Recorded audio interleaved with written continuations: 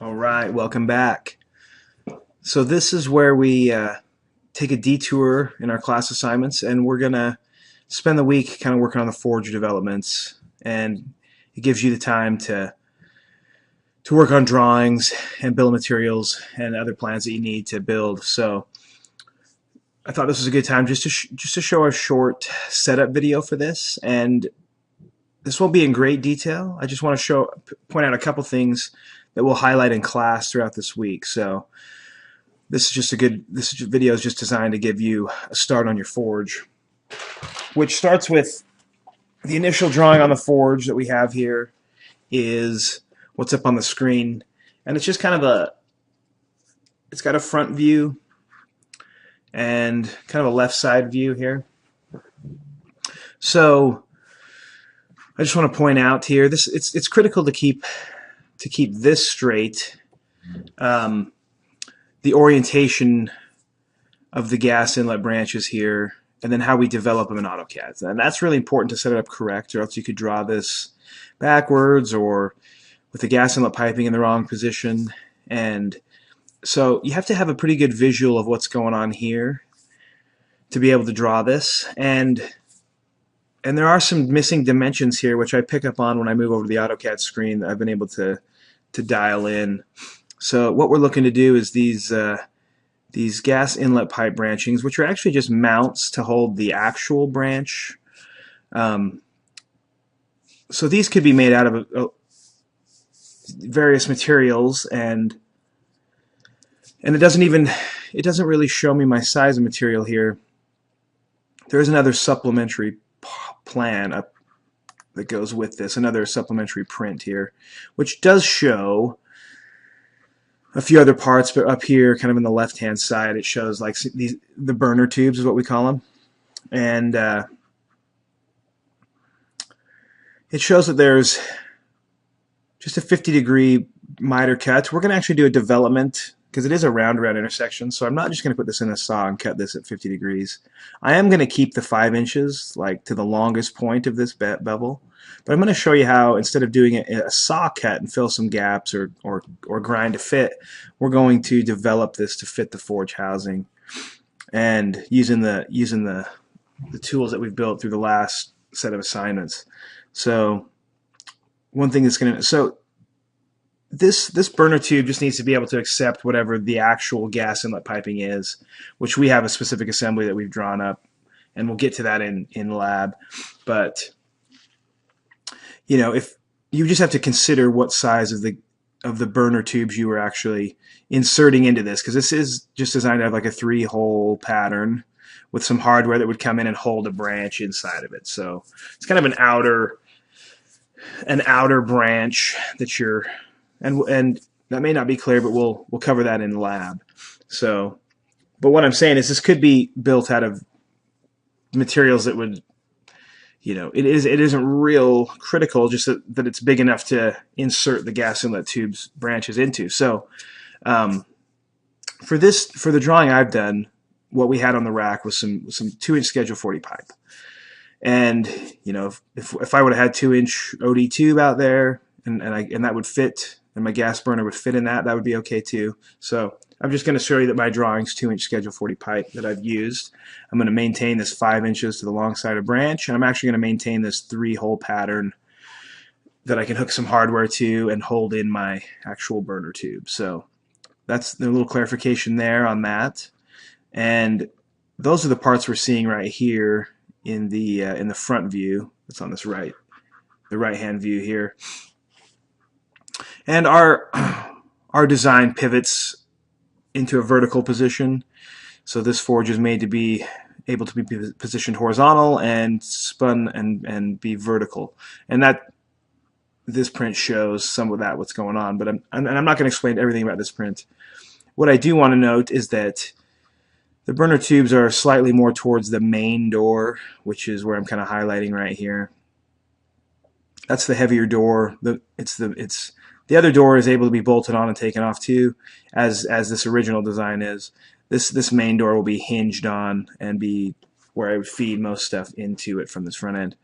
So With that being said, we've got some hidden lines that actually show some of the KO wool insulation that's going to be put on the inside of this forge. And so these burner tubes are positioned 6 inches from the front of this forge door. So this would be 6 inches, and then they're on center of 6 inches. And that actually leaves 8 inches to the very back of my forge because there's 2 inches of insulation in the back end of this. So just so you note that it's not on here, it would need to be required in a better print if you're going to use this and modify the prints. You'd want to put those branch spacings there. And that could change given that if I go back to whatever I decide to make, however I decide to make my actual burner tubes, if that spacing needs to be adjusted for that, I could go ahead and do that. So you're going to be working off of kind of an existing assembly that I've got if you're making it this way. And the spacings in between the branch tubes need to be 6 inches for that application. But that could be adjusted too if my parts were different. When we pick up the left side view, we just show that this is actually the burner tubes, and they show coming in. And so what we're going to do is kind of do this round-around development work that you're kind of seeing here. Rather than being a 50-degree saw cut, we're actually going to develop this, make a coat pattern essentially for this. So, I mean, you could actually do this on a coping machine if you had a big enough coping machine, but we're just going to use our development drawing, flat pattern development, to do this.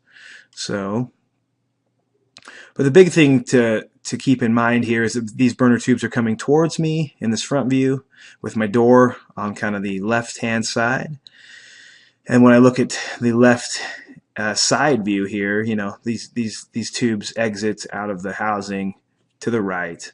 So in this case, the main door is towards me, and it's missing some details on how it hinges and a latch and stuff. But it's critical to keep that orientation in my head when I go to AutoCAD, which I'm going to show you. That I take that to AutoCAD and I kind of spin it so that I actually make a turn here, just to kind of develop this as I've done in my last few videos. So that takes some visualization to be able to see that. But let me go over to AutoCAD now. And I've actually initially just set up the drawing, starting with kind of a front view and a right side view, which is kind of my standard way of drawing. So this picks up, so I've drawn in the actual OD, which is slightly off. I'm making this at a 10 gauge, and my existing drawing is 14¼ inch OD. That's actually, if you reference the other print, it's a 14-inch ID forge. So if I was making it at a 10 gauge, it would be slightly bigger than that. I'm going to go ahead and keep that dimension. It's almost made out of 11 gauge in this case. 11 gauge is a true 1/8 inch. And then this 20 inches overall length is what the forge measures from the other print. So I've just put that in. And then I've had to determine which is my door end and which one is kind of the back end of that.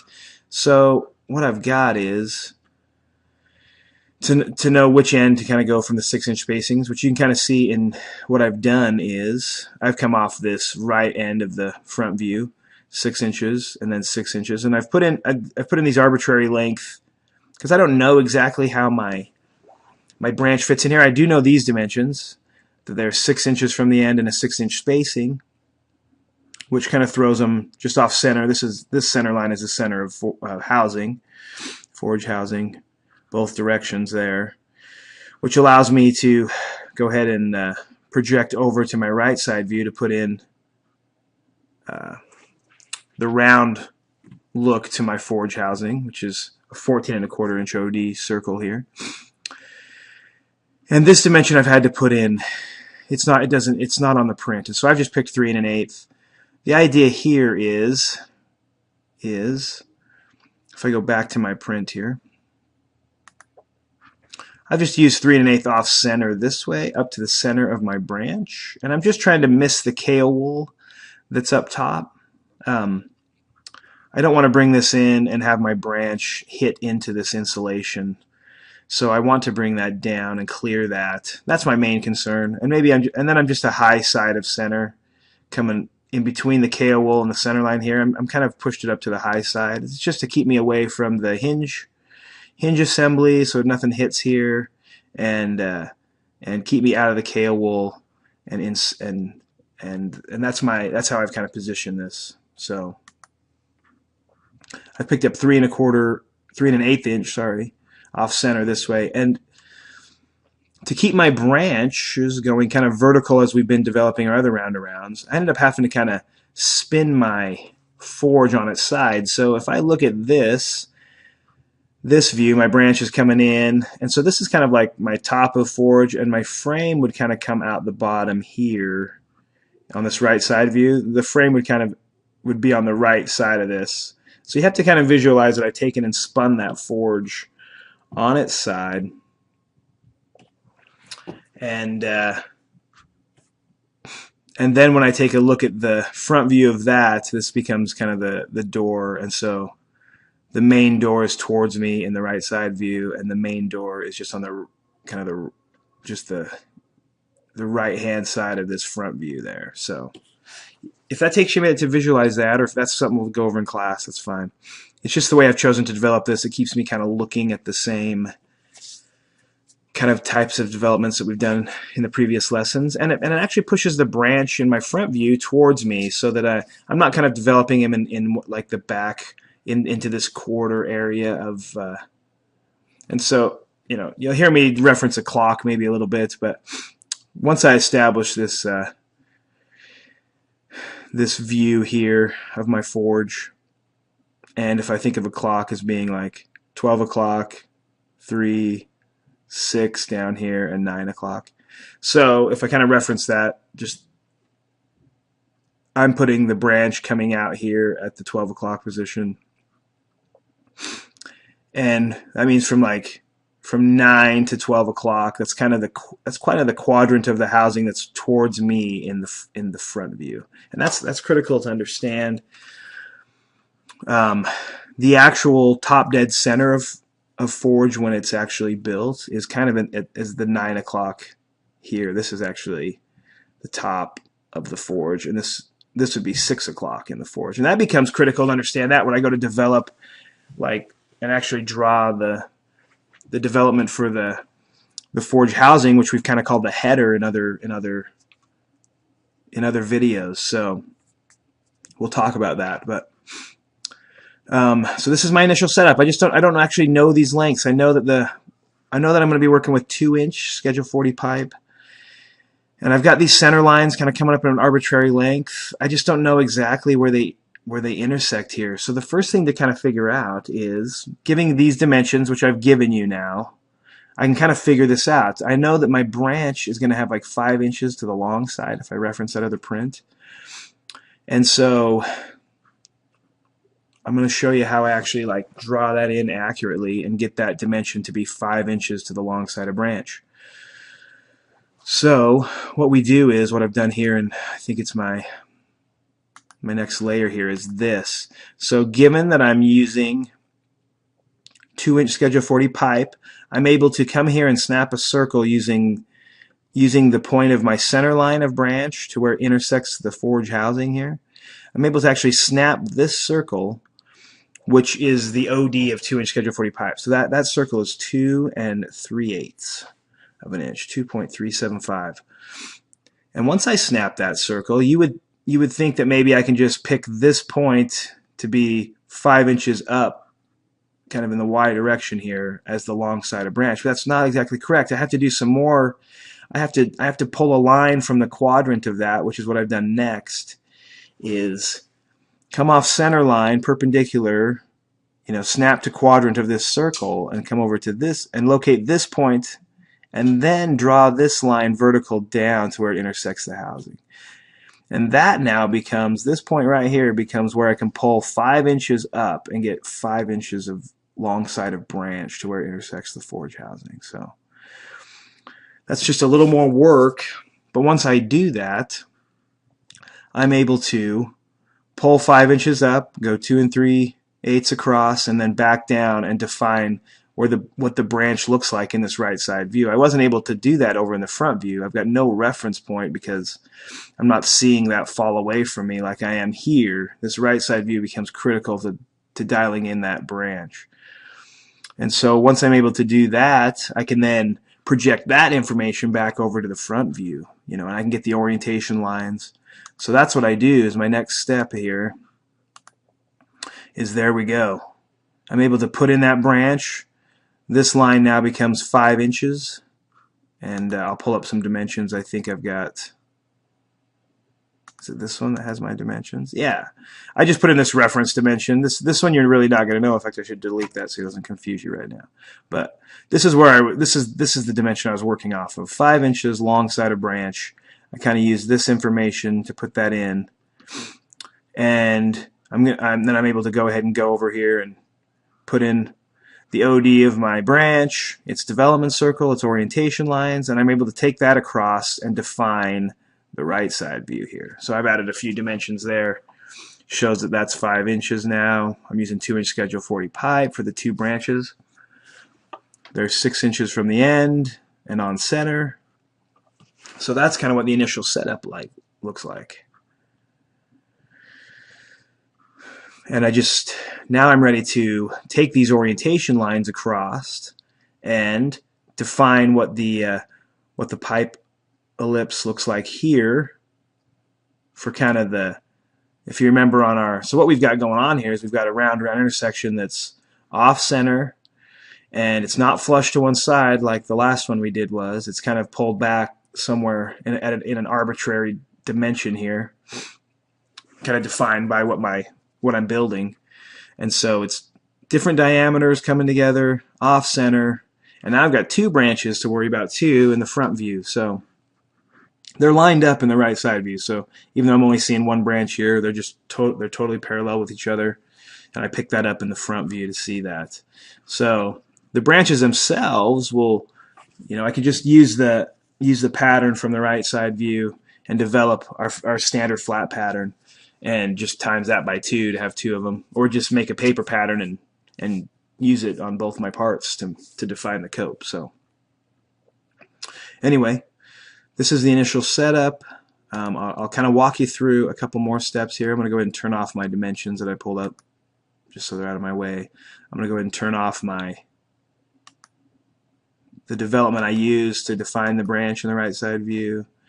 And my next step here would be I'm going to take those orientation lines over, and I kind of develop those in halves. I think in the right side view, I'm going to take this information from center to, from the far right side of the branch to center line. I'm going to take that over here and see it kind of defines the pipe ellipse here,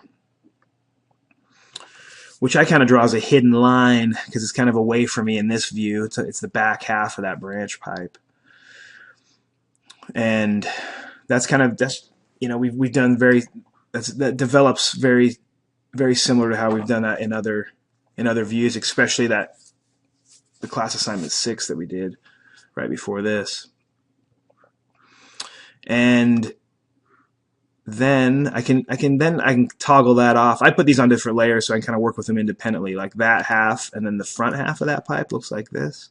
And all I'm just pulling here is from the center and towards the long side of the branch here. And when I project those orientation lines across, it helps me draw in the front part of the pipe ellipse here, this branch ellipse. So I could actually take these I've left long. These are kind of arbitrary lengths here. I pulled those down to the overall 5-inch dimension of that branch, and those could be tucked to actually mark their actual corresponding grid points here. I've just left them long, and that's not a problem. So those 2 views, when I toggle them on together, they just help me define that pipe ellipse, which is the information I'm going to need to know kind of how far those cutouts are when I do my header development. I don't need this information for my branch development. I've got that just in the right side view over here. So you'll see, now I'll show you, when I throw up the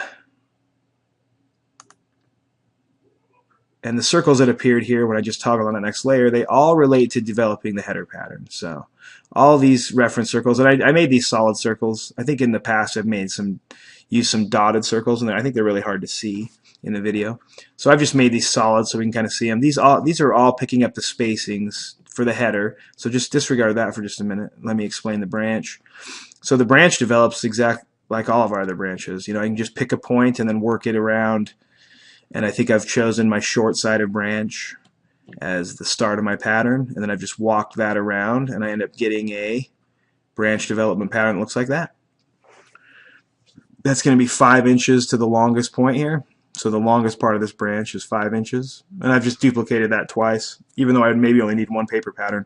One modification I made is when I referenced back to my main print, I was able to just pull out the necessary information from this, which to me is always the outer perimeter and the quadrant lines. I like to have those. And you can see me, I break up that pattern in this view. And that's what I take over here. This gives me like the seam is a quadrant and these are quadrants. Well, then I actually took and I kind of, when I make these a polyline, it makes it easy for these to come over here. Then I exploded it so I could get this line independent of itself again. And then I actually divided it by 3. 1, 2, 3. Yeah, I divided this line. Is that how I did that? Yeah, I think so. I did divide it by 3. And then I referenced the print that shows, let me go back to the print here, in this upper part of the print. I'm picking up this whole pattern that's in here. It's 1 inch from the end. And I just noticed that, oh, it's got like one of the holes is designed to be on center of the long side of branch here. So I kind of, referencing that, I went back to my pattern and I just made these so that I could mark that layout on my part, and I would have that divided in thirds. So I was able to go from center, and these become 1 inch down. These are like, I think these are 5/16 holes. You can make them smaller, but I think it's designed to have like 1/4 inch hardware, maybe a nut tacked to the outside of this tube, and so it's just a little bit oversized to fit the hardware in. About a 1/16 oversize on this hole. It's just, that's just as this is planned, and you could change that plan if you wanted to upsize the hardware or downsize it. That's totally modifiable. What I did keep is that this is 1 inch down to the start of that pattern. When I divided this by thirds, it kind of gave me, I don't know if you can see this in this, it gave me these node points, and so that's so I might like, well, let me just dimension this with maybe some white here. I'm just telling you that I picked up this spacing when I divide this into thirds, which isn't necessarily on, there's a number of ways I could do this, but I just picked up this 2.4871 spacing, is that pattern divided into thirds. And then I used that, so I located the first hole in line on the long side of branch, and then I used that that dimension to locate the next one off of it. So lots of different ways I could do that. I just wanted to get these equal space. So then this one is 2.4871 from the center hole also. And then when this pattern comes around on itself, you know, this one and this one will then be the same spacing. So it'll be divided into thirds. All right, I'm gonna go ahead and delete those.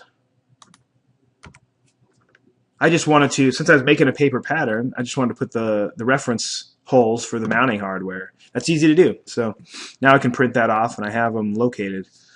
So when I'm developing the cope cut part, I also can locate these mounting holes and then have those drilled and all in one. So that's just one way to modify your patterns to do more than just the bevel cope. That's an actual size part actually too. So I could go out to the rack and cut, you know, saw cut me a 5.5 inch long piece and then wrap this pattern around it, and I'll show you how I would do that in lab.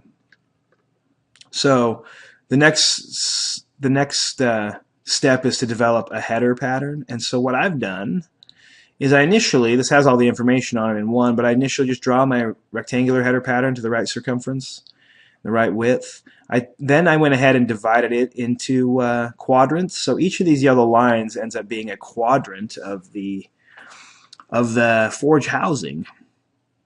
And I just kept this standard to where we were used to just developing kind of from the center of our pattern where our branches were. And I went ahead and said, okay, I'm going to do that. Like I'm going to call the center line of this header pattern kind of the 12 o'clock in this view, right? So I view that header pattern down below the center of it, and it just kind of like wraps around this way. And there would be a seam right here at 6 o'clock in this view, and the other half of the pattern comes around to meet it. So, and I view that this, when I'm looking at this down below, this is kind of the outside of the forge housing, like it's just wrapping kind of away from me. So I'm looking at the outside view, and that you need to be able to visualize. That goes back to visualizing the orientation of this, so I know which side of these quadrants to put my development pattern, my whole pattern. And so if I'm using it just the way I explained it, that puts that I'm going to, if I've divided that thing into quadrants, and so if I come down here and explain this, if this is kind of like 12 o'clock in the right side view, then this line to this line, and I'm thinking in my mind what the right side view looks like, that's kind of 12 o'clock to 3 o'clock position, and then this to the end of the pattern is 3 o'clock to 6 o'clock. And I'm just thinking of a clock from the right side view and how that pattern wraps around. Same way here, this is 12 o'clock back to 9 o'clock, and 9 o'clock back to 6 o'clock where they come together. So that tells me that from that center line of pattern down below, I kind of want to put this branch location in that 12 to 9 o'clock zone. And so I pick up that first initial spacing. I just want to pick up this white circle here. It tells me that this is from this center line of header over to the start of my branch is this white circle. So that becomes my first spacing to pick up here. So I come down here, snap that circle off of this quadrant, and this is where you have to, if I'd started going from here that way, I'd be putting the branch in the 12 to 3 o'clock range, and I want to put it in the 12 to 9 o'clock range, 9 to 12 o'clock. So that tells me that I'm going to start that development now from here. So this is center line of header pattern, 12 o'clock. This white line now becomes the start of my short-sided branch. And I have to keep that straight too, because this ends up developing a pretty, it's slightly more peaked on this end where the long pointed branch is, but not enough that you can truly keep that straight. You could easily like insert your branch into the wrong way into this cutout. So there's a lot to keep track of here. The biggest thing I'm showing you here is that that's how I started this, and then it's just like any other the headers that we developed. We have to pick up all the spacings of these orientation lines on that branch. And so I started with a yellow circle. Once that white circle came in and defined the start of my branch, then I picked up the yellow to the next set of lines, and then a magenta colored, dark blue, green, light blue, and then an orange colored line to pick up all those spacings, which I then interpreted over here with the corresponding colors here. So the top one is white, and I'm referencing all these segment lines from the end of my header pattern. And this first white one that goes with the white circle over there, it picks up the start of my short-sided branch, which actually terminates at the center line here. So I actually snapped a line and ended there, and that's where we would normally just end in the previous exercises we've done. But here I have to pick up the spacing to the next branch, and so I just snap another line that goes from branch to branch, which is 6 inches there. And then when I copy that line, it's like I go to copy that. I copy that branch and that, or I should say that spacing between the two branches and the spacing from the first branch to the end of the header. I just select both lines, copy them from this base point, like here, and then I bring them down below here. So now I've got this two-piece line, and it ends up starting right here on the end of the white circle. And that's what I've dropped right there, which I'm just showing you in this dimension, which probably should be white for clarity here, that this line is in two segments here, and that's really close to 6 inches. That's just showing my drawing error a little bit, but Yeah, that's a 6-inch line from the end of the forge housing over to the start of the branch, and then there's a 6-inch. It should be 6-inch spacing. The next one too, like from this one to here, just barely, slightly more. That's just showing a little bit of drawing error as I copy and paste these things. But this, yeah, that shows me that this branch is 6 inches from the end. That one's 6-inch spacing. And then I come up here, and the next set of lines was yellow. In the right side view, I used yellow. And so this is where it gets just a little more interesting. And there's a lot of different ways you could do this, but I'll show you how I just did mine. Like if I delete these out, I'll show you one of these lines. And then I did all the lines the same way once I did this. Let me show you. Delete that. That circle was in yellow, so I'm going to pick up a yellow line. And it's the next line down here. So I'm going to reference from the end of the header over to where its corresponding grid mark is, which is right here. Having drawn in that ellipse helps me like identify that when I come over here. It's to right there. That's the start of the cutout of the branch there. And then I just toggle to a different color across. I need to know this distance across the branch here. So see, I like to know this is actually cutout material. And I'm going to reference that point. And then I toggle back to yellow. I know there's a few more steps, and if there's other ways you could do this, that's fine. I'm just trying to do this for clarity's sake. I select right here the start of the second branch, and then I need to know its distance across the branch, and I'm just going to toggle that back to white. I need to know this distance across the cutout to the other side of my branch. That's all the points that relate to that. And when I go to copy that now, I need to grab all four of those. So I just select that one, the cutout, the distance in between the branches, this cutout, and then where I started that. So that's a 4-line segment, and I just want to reference them all from the end of this branch or the end of this header. So now when I pull this down, and I'll even like stop this for a minute, you can see that I've got this 4-line segment line that has white spaces where the cutout is. It just kind of breaks up my line. I can see all these points is what it ends up being. And that's what I drop here down below. So I've taken that to the end of my yellow circle, which I've copied down, and I drop that. And so you get this broken line that shows these white spaces across the cutout. It just helps me like draw that in, draw in my polyline, which is the actual cutout. So you can see that's how I've done all those lines. I've just referenced the right side view spacing, dropped it on the court, and I've just worked from the short sided branch to the long sided branch here. They kind of end up being this, you know, the initial start and the end are 6-inch spacings. These are 2-piece lines here because they hit the center point. The rest kind of all have 4 segments going across. And when I change them the color, it just helps me break that up so I can draw it in that. Okay. That's a lot of explaining is what I'm doing here, more than drawing. But it'll help you kind of, if you're having trouble on this, to finish this drawing, and we'll go over it in class. Because then once I get that, I've just kind of, when I lock that in, I've kind of chosen, okay, this is, you know, I developed this in the right side view from 9 to 12 o'clock here. And now I've kind of locked in where my weld seam would be. So if I actually go ahead and make this part, you know, and make it a cut file and turn it into a plasma cut part or a laser cut part, I've just now determined a weld seam because that's what this pattern is going to come together right here. And if you think of this is where the next step of visualization needs to happen, is that now having done that, if I bring this back up here, we just developed this, my pattern down below, I called this my 12 o'clock center of pattern. So now if I think about this, where this pattern comes together, at 6 o'clock is where my seam is going to come together.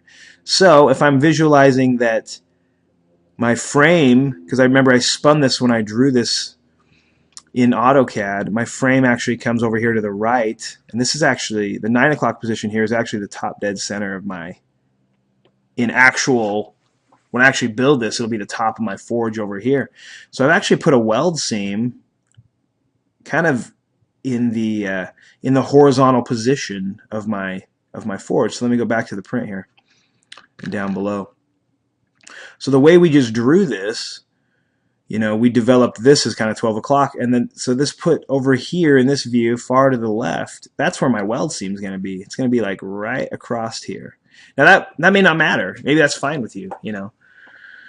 When I turn this thing vertical upright, if I use this as a foundry, I'm going to see the weld seam anyway. So I've just chosen to and this is just by my selection, this is me knowing how to manipulate my pattern that I've drawn. Maybe I want to put my weld seam at 6 o'clock in this view here. So I have to be able to spin that in my mind and go back to my AutoCAD.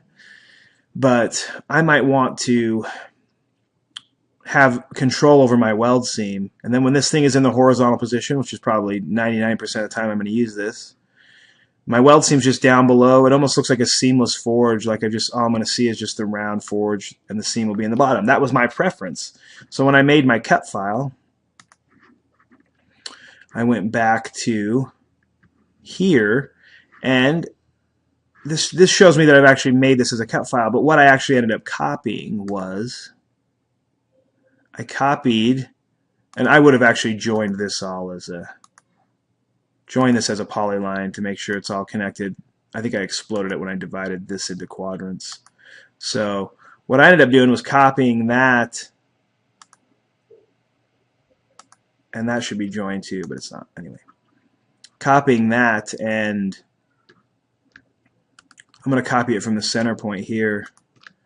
But I pulled that out here, and that became the part as we drew it, which has the seam in a horizontal position. So I just took, and with having these other quadrant marks, I could push these cutouts to other quadrants. So you can see that I ended up pushing them up to being just low of this quadrant here, which is just a matter of copying these items from this quadrant here. And see, I could actually take and push these up here and drop them. I could actually take and push these down here. All this does is move like more my weld seam comes together at. So I get all these different options off the quadrant lines. This is where we drew it. And this is the one that I chose. And what it shows is that if I think about this, I just push this into kind of the, this is from, in this view up here is kind of from 3 o'clock. This is 3 o'clock to 6 o'clock there. So if I push that to 3 to 6, sorry, that's actually 12 o'clock to 3 o'clock in the right side view here. 12 to 3. That's what I just pushed this at when these first initial ones that I dropped here. And so if I think about that, that's actually the one I want. That puts the weld seam right here, right in the 3 o'clock in this view here is where it puts that weld seam. Because I just have like a quadrant, and then I go right into my hole patterns here. So here's my quadrant, and then I'm right into my hole patterns here, with this being the long side of branch and that being the short side of branch. So we'll talk a lot about more of that in class, but I wanted to show you that I have control, and when I push these around, it doesn't change from the end of my pattern. So this all still stays, this side towards me is the outside of forge, which I need to remember that when I put the part on the plasma, which is inside, which is outside. This is my door side, and then I can push those other quadrants and change the position of the weld seam. So there's one thing I may have to change this to, is maybe change the overall length of this header pattern. If I'm going to make this as a 14-inch ID forge, I might need to use my formula and make sure that the actual part is that size. So we'll talk about that in class too. That goes into figuring rolling allowances. But I just wanted to have this recap video for this, and that's really all I have. We'll pick this up in class, and then following this, we'll go into squared rounds and cones after that. So stay tuned for that.